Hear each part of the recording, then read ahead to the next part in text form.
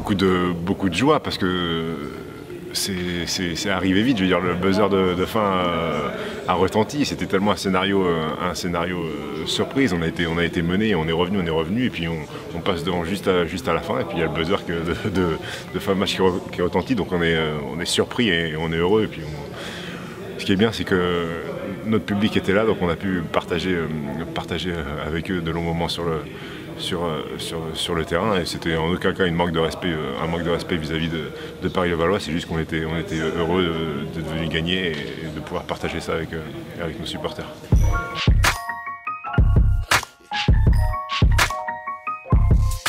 Déjà, ça nous a enlevé pas mal de pression parce que on était quand même à 0-2 contre.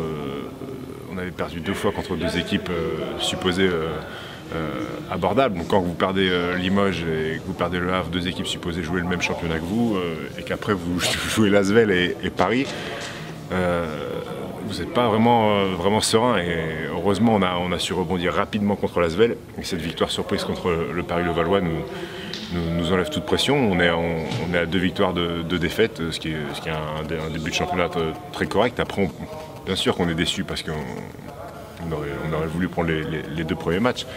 Mais voilà, maintenant on aborde un match important contre Nancy à domicile. Surtout, on veut jouer une équipe qui, comme nous, maintenant, a la pression sur leurs épaules parce qu'ils sont à 1 victoire, 3 défaites, et que c'est pas dans les standards du SLUC Nancy de faire des débuts de saison comme ça. Donc ils vont avoir le couteau entre les dents et vont venir ici pour gagner. Donc à nous d'être vigilants et de reproduire le même genre de prestations qu'on a pu faire contre Lasvel et contre Paris-Levallois.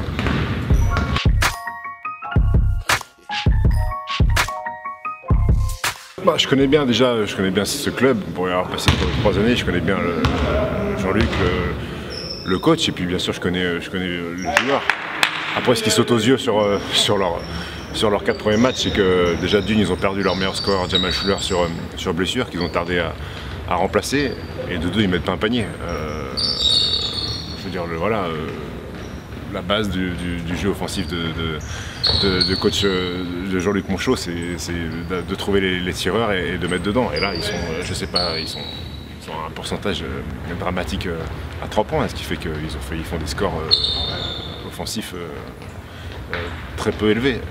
Le danger, c'est qu'ils viennent ici et qu'ils retrouvent la mire et que ça tombe contre nous et que tout tombe dedans. Donc voilà, à nous de continuer à les laisser dans le doute, et surtout qu'ils ne trouvent pas leur adresse, qu'ils vont retrouver un jour ou un autre.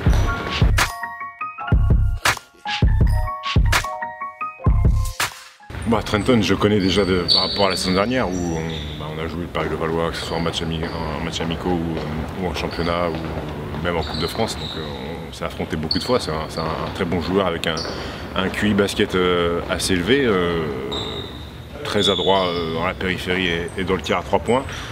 Il va nous apporter un peu de vivacité parce qu'il est capable d'aller vite, de monter la balle rapidement. Donc ça va être bien complémentaire de Chris Warren et de Seydou Njoya. Et surtout, ça va nous faire du bien au niveau des rotations parce qu'il nous manque Marc, Judith, on sait qu'il va être absent pour un bon moment, et surtout David Laïti qui nous manque parce que c'est un joueur extra, et avant d'être un joueur extra, c'est un Américain, c'est une personne exceptionnelle. Comme ça fait longtemps que je n'avais pas vu de joueur américain comme ça. Et on est tous touchés pour lui, pour ce qui lui arrive, et on espère qu'il va être fort là-bas et que tout va s'arranger et qu'il nous revienne au plus vite, même si pour l'instant, on en est tous conscients, le basket c'est secondaire par rapport à ce qui lui arrive.